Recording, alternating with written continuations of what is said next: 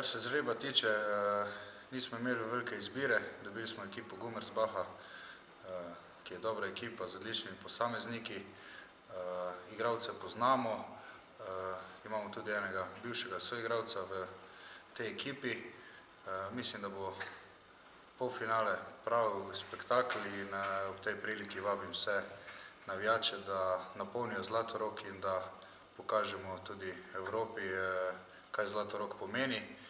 Upamo na najbolje, sigurno pa je Gummersbach v tem polfinalu favorit, igra tudi drugo tekmo doma, ampak mi smo že letos pokazali, da se ne predajamo in tako bo tudi zdaj in jaz upam, da s pomočjo naše zveste publike lahko tudi zmagamo.